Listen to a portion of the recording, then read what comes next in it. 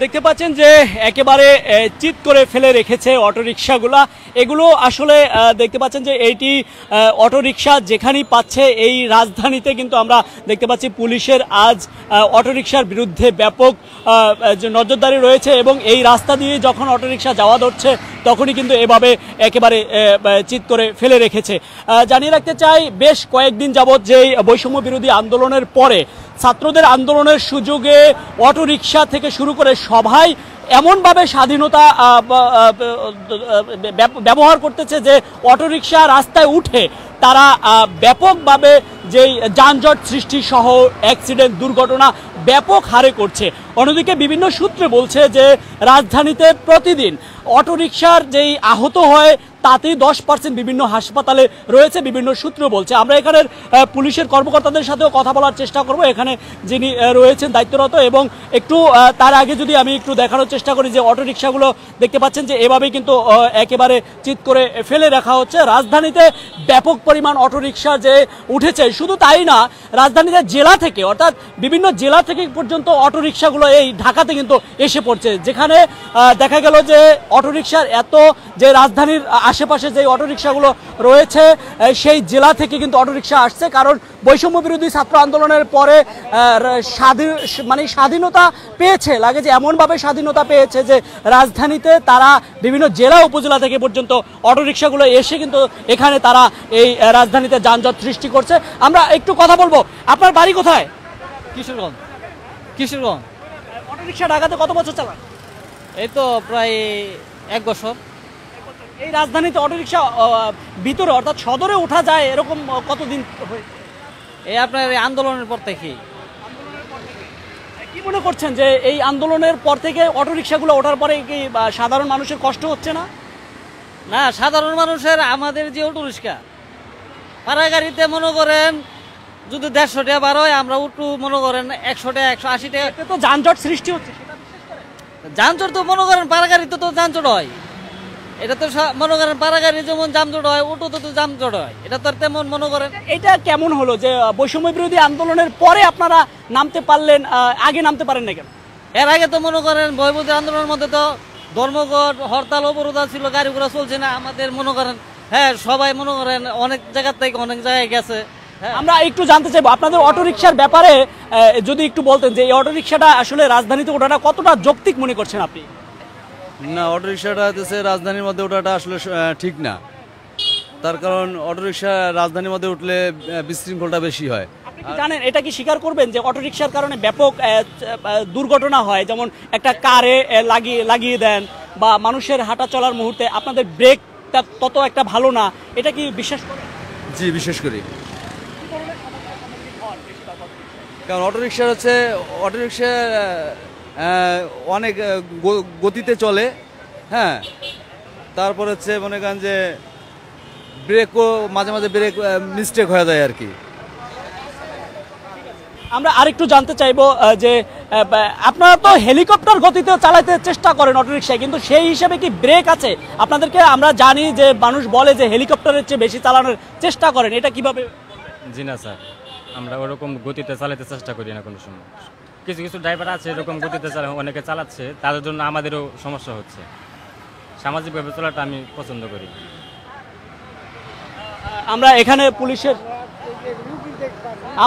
পুলিশের এখানে যিনি দায়িত্বরত রয়েছেন, আমরা একটু আপনার সাথে কথা বলতে চাচ্ছিলাম যে আজ বেশ কয়েকদিন পরে রাজধানীতে অটোরিকশার একটা অভিযানের মতো আমরা দেখতে পাচ্ছি, এই ব্যাপারটা নিয়ে আপনি একটু। আসলে এই বৈষম্য বিরোধী আন্দোলনের পরে এই রিক্সাগুলো মেন রোডে চলে আসছিল, তো এটার কারণে অনেক বেশি যানজটের সৃষ্টি হয়। কারণ মেন রোডে যখন রিক্সা চলে তখন এর গাড়িগুলো পিছনে থাকে, বাস বা প্রাইভেট কার এই রিক্সার পিছনে যায়, তখন ধীরগতি হয়ে যায়, রাস্তার ধীরগতি এবং যানজটের সৃষ্টি হয়। তো আমাদের কমিশনার স্যারের নির্দেশক্রমে আমরা এটার বিরুদ্ধে অভিযান চালাচ্ছি। যেহেতু এর ভিতরে ব্যাটারি রিক্সা অন্যতম, কারণ ব্যাটারি রিক্সার কারণে অতিরিক্ত অ্যাক্সিডেন্ট হচ্ছে। প্লাস 10% রোগী হাসপাতালে বর্তমান ব্যাটারি রিক্সার কারণে। আমরা বিভিন্ন মিডিয়ার মাধ্যমে জানলাম যে 10% যারা অ্যাক্সিডেন্ট করছে ওই হাসপাতালে ভর্তি, তারা 10% রোগী প্রায় অটো রিক্সার অ্যাক্সিডেন্টে। তো এদের ব্রেকিং সিস্টেম ভালো না, এই ওভার স্পিডে গেলে অনেক সময় উল্টে যায়, তো সেই ক্ষেত্রে যাত্রীরা আহত হচ্ছে।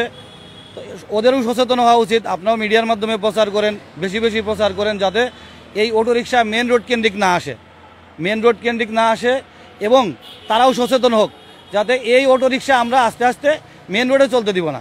মেন রোডে অটোরিকশা চলবে না, প্লাস পায়ে চালানো রিক্সাও মেন রোডে চলবে না, কারণ এই রিক্সার কারণে আমাদের যানজটটা বাড়তেছে, রাস্তা দীর্ঘতি হয়ে যাচ্ছে, জ্যাম সৃষ্টি হচ্ছে। তো এই অতিরিক্ত যে রিক্সাগুলো ঢাকার ভিতরে চলে আসছে, বাইরের থেকে কেরানীগঞ্জের থেকে অটোরিকশা ঢাকাতে চলে আসছে। তো এটার বিরুদ্ধে আমরা জোরাল অভিযান চালাচ্ছি, আজকে থেকেই, এর আগেও চলছে, তবে আজকের থেকে আমরা বেশি আকারে এটা বিরুদ্ধে অভিযান চলতেছে। আপনারাও দেখবেন বিভিন্ন মোড়ে মোড়ে চেকপোস্টটা হচ্ছে। তো আমার মনে হয় এটা কমে যাবে, যানজটটাও কমে যাবে, সহনীয় পর্যায়ে আসবে, মানুষও সচেতন হবে। তো আর শুধু অটোরিকশা না, যারা গাড়ি উল্টা দিক দিয়ে চালাচ্ছে, মোটরসাইকেল ফুটপাথ দিয়ে চালাচ্ছে, বা বিভিন্ন গাড়ি উল্টা পথে আসতেছে, তাদের কাছে আমরা রিকোয়েস্ট করব, আপনাদের মাধ্যমে রিকোয়েস্ট করব, যেন তারাও তাদের দিক থেকে সচেতন হয়। শুধুমাত্র পুলিশ আইন প্রয়োগ করলেই মানুষ সচেতন হবে না, তার নিজের থেকেও সচেতন হতে হবে। একজন সাধারণ নাগরিক হিসেবে সবারই উচিত আইন শৃঙ্খলা মেনে চলা এবং রাষ্ট্রের আইন মেনে চলা, এবং সড়ক পরিবহন আইন যেটা আছে সেটা মেনে চলা। যদি এটা প্রপারলি সবাই মেনে চলে, তাহলে এই যে যানজট আছে, আশা করি আমরা এটা থাকবে না। আপনাদেরকে ধন্যবাদ। আসলে এটার বিরুদ্ধে আমরা প্রথমত ওদেরকে এই তার ছিঁড়ে দিব, তার ছিঁড়ে দিচ্ছি, গদি আটক করতেছি, ব্যাটারি আটক করতেছি, এখন এইভাবে আটক করতেছি। তো অনেক সময় তাদেরকে সচেতন করে দিচ্ছি। তো যেহেতু এইভাবে আমরা একটা প্রসেসিংয়ের ভিতরে আসি, তো এই মনে হয় আস্তে আস্তে তারা বুঝতে পারবে, বা বিভিন্ন আপনাদের মাধ্যমেও তারা জানতে পারবে যে এই ব্যাটারি রিক্সা আর চলতেছে না। তো সেই ক্ষেত্রে তারা আর আসবে না। তো সেই ক্ষেত্রে আপনারাও প্রচার করেন, সেই ক্ষেত্রে আরও ভালো হবে। হ্যাঁ, রাইট। আমরা আপাতত তাদেরকে হুঁশিয়ার করতেছি, এখন জরিমানা করতেছি না, যেহেতু এখন তাদেরকে মূলত এই সচেতন করতেছি। এই জন্য তাদের তার ছিঁড়ে দেওয়া, গদি আটক করা, ব্যাটারি আটক করা, এই কাজগুলো করতেছি। রাইট। পরবর্তীতে আমরা আরও কঠোরভাবে ব্যবস্থা নিব। সেই ক্ষেত্রে ওই গাড়ি আটক দিব, ডাম্পিং করে দিব গাড়িগুলো, তখন আর গাড়িগুলো পাবে না। এই নিয়মে আমরা আগাবো আস্তে আস্তে। আমি একটু আপনার সাথে কথা বলি, একটুখানি আমি স্যার, এই যে পুলিশ কর্মকর্তা বলেছেন যে তিনি আসলে আপনাদের হুঁশিয়ারি দেওয়ার জন্য এই বার্তাটা দিচ্ছেন, এটা কেমন লাগছে? এটা কি আপনারা ঠিক করছেন কিনা? না, এটা আমরা ঠিক করছি না।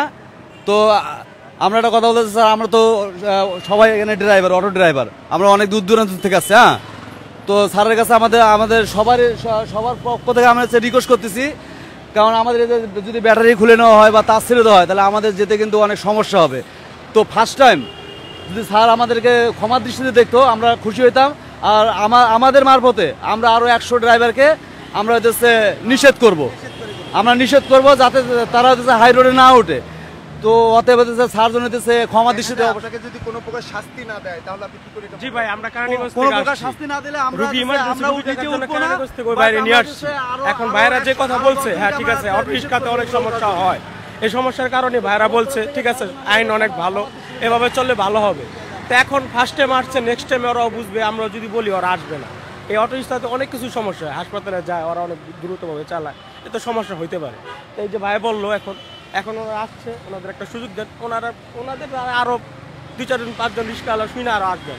নেক্সট টাইম আমরা ঢুকবো না।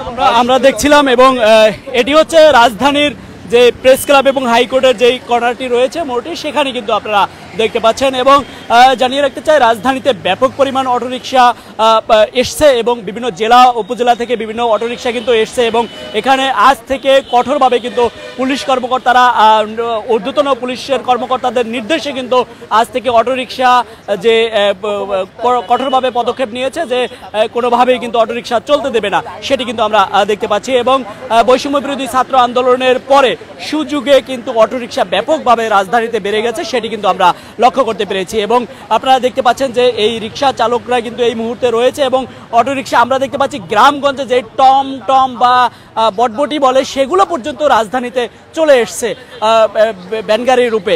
অর্থাৎ এই রাজধানীতে এমনভাবে কিন্তু অটোরিকশা উঠছে যে জেলা উপজেলাতে যেই ভাড়াগুলা কম পেত, সেই একটা বড় আশা নিয়ে যে রাজধানীর সব জায়গায় অটোরিকশা ভ্যান চালানো যায়, সেক্ষেত্রে কিন্তু তারা গ্রামগঞ্জ থেকে রিক্সা নিয়ে আসছে। সেটি কিন্তু আমরা দেখতে পাচ্ছি বিভিন্ন নারায়ণগঞ্জ, বিভিন্ন ঢাকার বিভিন্ন জায়গা থেকে কিন্তু অটোরিকশাগুলো রাজধানীতে উঠছে।